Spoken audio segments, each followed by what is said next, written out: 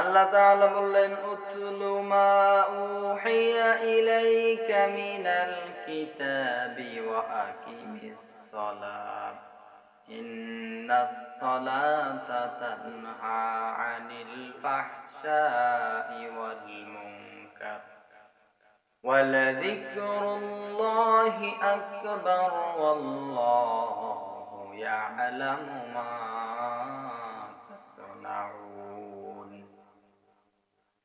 উতুলু মা উহিয়া ইলাইকা মিনাল কিতাব,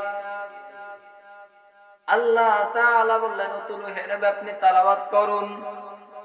উহিয়া ইলাইকা, উহিয়া নাজিল করেছি, ইলাইকা মিনাল কিতাব, ইলাইকা তোমার উপর, কিতাব মানে সেই কিতাব যে কিতাব আপনার উপর নাজিল করা হয়েছে। আল্লাহ বলেন উতুলু মা উহিয়া ইলাইকা মিনাল কিতাবি ওয়া আকিমিস সালাহ, হে নবী আপনি তেলাওয়াত করুন যে কিতাব আপনার উপর নাজিল করা হয়েছে। ওয়া আকিমিস সালাহ, এবং নামাজ কায়েম করুন।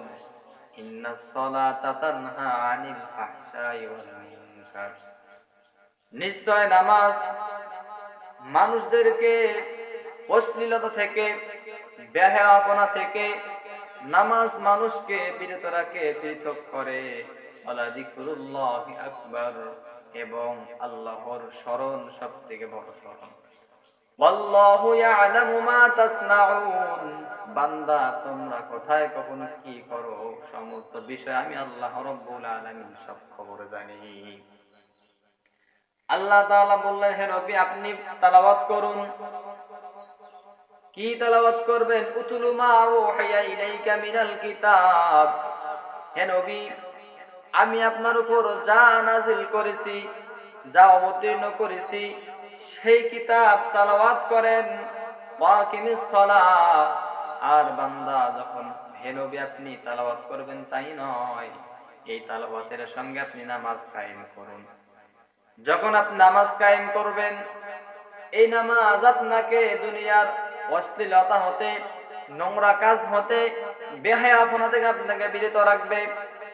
আর মনে রাখবেন হে আমার নবী আপনি আমার বান্দাদের বলে দেন আল্লাহর জিকির, আল্লাহর স্মরণ সবথেকে বড় কাজ।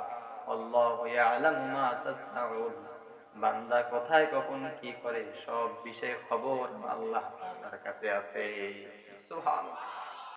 আল্লাহ বলে উতুলু মা উহিয়া ইলাইকা মিনাল কিতাব, হে নবী আপনি তেলাওয়াত করুন যা আপনার উপর অবতীর্ণ করা হয়েছে, নাজিল করা হয়েছে।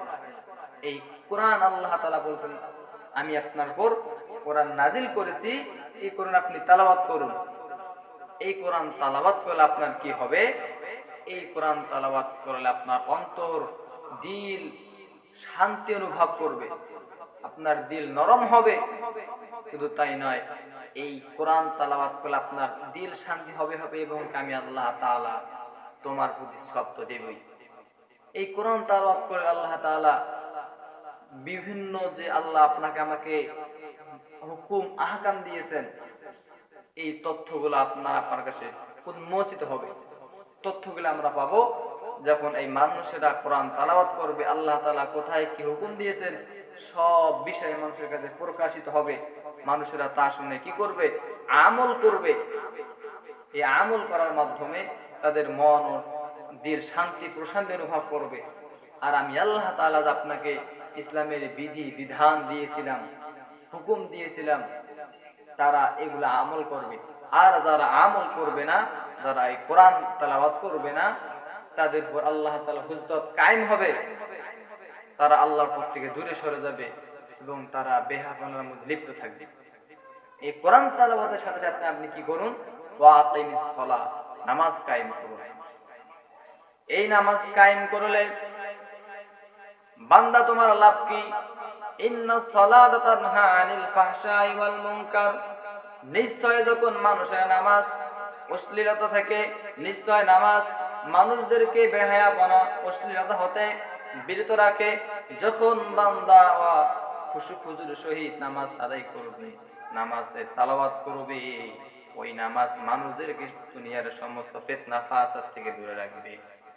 এখন আপনি বলতে পারেন হুজুর আমাদের সমাজে, আমাদের গ্রামে অনেক মানুষ আছে তারা নামাজ পড়ে ঠিকই, খারাপ কাজ করে, সুদ খায়, ঘুষ খায়, এবং কি জমির মাল নিয়ে তারা আবার আবারই করে, এরা আবার কেমন নামাজি?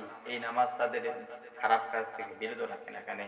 তাহলে বোঝা যাবে যে সমস্ত মানুষেরা নামাজ পড়ার পরেও সুদ খায়, হারাম খায়, ঘুষ খায়, মানুষের মাল আত্মসাৎ করে, এই সমস্ত মানুষের নামাজগুলো যখন তার দুনিয়ার বিভিন্ন ফিতনা ফাসাদ থেকে, খারাপ কাজ থেকে বিরত রাখতে পারতেছে না, মনে রাখবেন আপনার নামাজ আল্লাহ রাব্বুল আলামিনের দরবারে কবুল হইতেছে না। এই দুনিয়ার জমিনে আপনি যদি কোনো ডাক্তার, কোনো চিকিৎসকের কাছে যান, সেই চিকিৎসক যদি আপনাকে পরামর্শ দেয়, একটা আপনাকে ওষুধ খাওয়ার নিয়ম নির্ধারিত করে দেয়, আপনি যদি সে অনুযায়ী নিয়ম নির্ধারিত ভাবে ওষুধ পান না করেন, সেবন না করেন, তাহলে আপনার রোগ ভালো হওয়ার সম্ভাবনা আছে?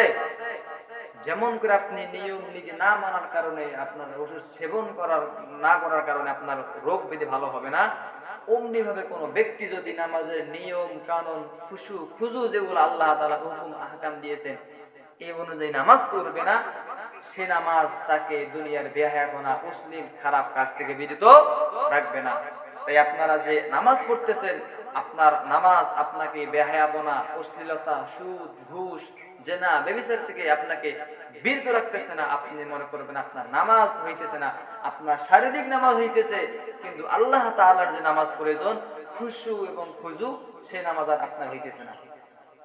আপনি আজ থেকে নিয়ত করেন, আপনি 20 বছর, 40 বছর, 50 বছর নষ্ট করেছেন, আজ থেকে খালেস দিলে তওবা করেন, আমি যে নামাজ পড়ি না, নামাজের মাসালা জানি না, উযু জানি না, গোসল জানি না।